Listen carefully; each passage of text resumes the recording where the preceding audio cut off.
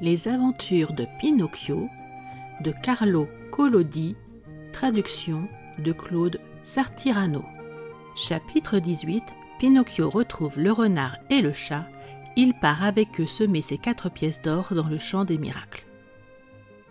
Comme on peut le deviner, la fée laissa pleurer et hurler Pinocchio, furieux de ne pas pouvoir sortir à cause de son nez. Elle voulait lui donner une leçon afin qu'il perde l'habitude de dire des mensonges, le plus gros défaut qu'un enfant puisse avoir. Mais quand elle le vit transfiguré par le désespoir, les yeux lui sortant de la tête, elle eut pitié de lui et frappa dans ses mains. Tout un essaim d'oiseaux appelé pivert entra par la fenêtre. Se posant sur le nez disproportionné de la marionnette, ils entreprirent de le becqueter tant et si bien qu'en quelques minutes le nez retrouva sa taille normale. « Vous êtes ma bonne fée et je vous aime beaucoup !» s'exclama Pinocchio en séchant ses larmes. « Moi aussi je t'aime » répondit la fée. « Et si tu souhaites rester ici avec moi, tu seras mon petit frère et moi je serai ta gentille petite sœur. »« Je resterai bien volontiers, mais mon pauvre papa... » »« J'ai pensé à tout. Ton papa a été averti. Il sera là avant la nuit. »« Vraiment ?» hurla Pinocchio en sautant de joie. « Alors si vous le permettez, ma bonne fée, je voudrais aller à sa rencontre. Il me tarde de pouvoir l'embrasser, lui qui a tant souffert à cause de moi. »« Va donc, mais fais attention de ne pas te perdre. Prends la route qui traverse le bois.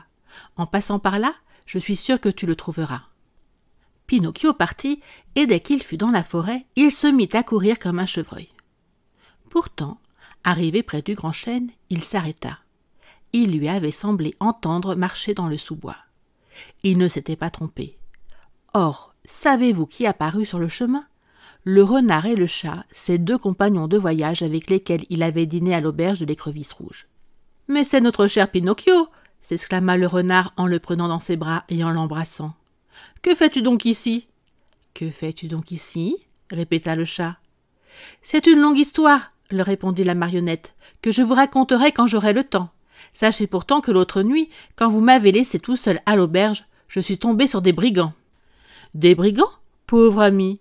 Et que voulaient-ils, ces brigands ? »« Me voler mes pièces d'or. »« Les infâmes !» glapit le renard. « Les infâmes !» répéta le chat. « Je me suis sauvé, mais ils m'ont suivi, et après m'avoir rattrapé, ils m'ont pendu à une branche de ce chêne. » Pinocchio montra le grand chêne.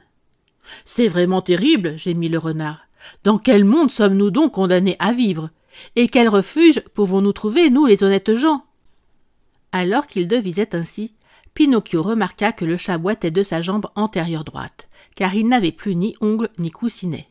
Il lui demanda « Qu'est-il arrivé à ta patte ?» Le chat voulut répondre, mais il ne savait que dire.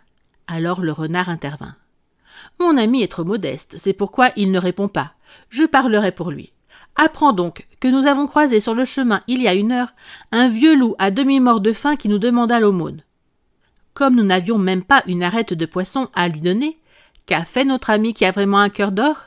Il s'est sectionné une patte de devant et l'a jetée à cette pauvre bête afin qu'elle cesse de jeûner. » Le renard essuya une larme. Pinocchio, troublé lui aussi, s'approcha du chat et lui dit à l'oreille. « Si tous les chats étaient comme toi, les souris auraient de la chance. »« Et à présent, qu'est-ce qui t'amène par ici ?» questionna le renard. « J'attends mon papa qui doit arriver d'un moment à l'autre. »« Et tes sequins ?»« Je les ai toujours, ils sont dans ma poche, sauf un qui m'a servi à payer l'aubergiste. »« Quand on pense qu'au lieu de 4 pièces, tu pourrais en avoir 1000 ou même 2000 dès demain. Pourquoi ne suis-tu pas mon conseil? Pourquoi ne vas-tu pas les semer dans le champ des miracles? Aujourd'hui, c'est impossible. J'irai un autre jour. »« Un autre jour? Ce sera trop tard. »« Pourquoi ? » ?»« Parce que le champ a été acheté par un grand seigneur et que, à partir de demain, il sera interdit à tout le monde d'y semer de l'argent. »« On est loin du champ des miracles ?» s'enquit alors Pinocchio. « À peine 2 kilomètres. Veux-tu venir avec nous? Tu y seras dans une demi-heure. En arrivant, tu sèmes tes 4 pièces, et en quelques minutes, tu en récolteras 2000. Tu seras de retour ce soir même les poches pleines. Alors, tu viens ?» Pinocchio hésitait, parce qu'il pensait à la bonne fée, à Geppetto, et aux mises en garde du grillon qui parle. Mais il fit ce que font tous les enfants qui n'ont pas un brin de jugeote. c'est-à-dire qu'il finit par dire au renard et au chat, avec un petit hochement de tête: « D'accord, je viens avec vous. » Et ils partirent tous les trois. Après une bonne demi-journée de marche, ils arrivèrent dans une grande ville appelée Atrapnigo. En entrant dans la ville, Pinocchio découvrit que les rues étaient pleines de chiens pelés que la faim faisait bâiller, de moutons tondus qui tremblaient de froid, de coqs sans crête qui faisaient l'aumône d'un grain de maïs, de grands papillons cloués au sol parce qu'ils avaient vendu leurs belles ailes colorées, de pensant que, n'osant plus se montrer, des faisans trottinant comme des petits vieux, pleurant leurs habits d'or et d'argent perdus pour toujours. Parfois, un magnifique carrosse transportant un renard, une pie voleuse ou un gros oiseau de proie passait au milieu de cette foule de mendiants et de pauvres. « Et le champ des miracles, où est-il donc ?» questionna Pinocchio. « C'est tout près d'ici. » Ils traversèrent la ville, franchirent les remparts, puis ils s'arrêtèrent dans un champ qui se trouvait à l'écart et ressemblait à n'importe quel autre champ. « Nous voici arrivés, » dit le renard à la marionnette. « Penche-toi et avec les mains, creuse un petit trou dans lequel tu mettras tes pièces d'or. » Pinocchio obéit. Il fit le trou, y déposa les 4 sequins qui lui restaient et les recouvrit avec un peu de terre. « Maintenant, » continua le renard, « va à l'étang qui est près d'ici, remplis un seau d'eau et arrose l'endroit où tu as semé. » Pinocchio se rendit à l'étang. Comme il n'avait pas de seau, il enleva une de ses chaussures qu'il remplit d'eau et en arrosa la terre. Puis il demanda: « Il y a autre chose à faire ?»« Rien d'autre, » assura le renard. « On peut partir, mais toi, en revenant dans une vingtaine de minutes, tu trouveras un jeune arbre qui aura déjà poussé et dont les branches seront chargées de pièces d'or. » La pauvre marionnette, folle de joie, remercia 1000 fois le renard et le chat et promit de leur faire un superbe cadeau. « Ah non, pas de cadeau, » répliquèrent les 2 malandrins. « De t'avoir enseigné la manière de t'enrichir sans te fatiguer nous suffit.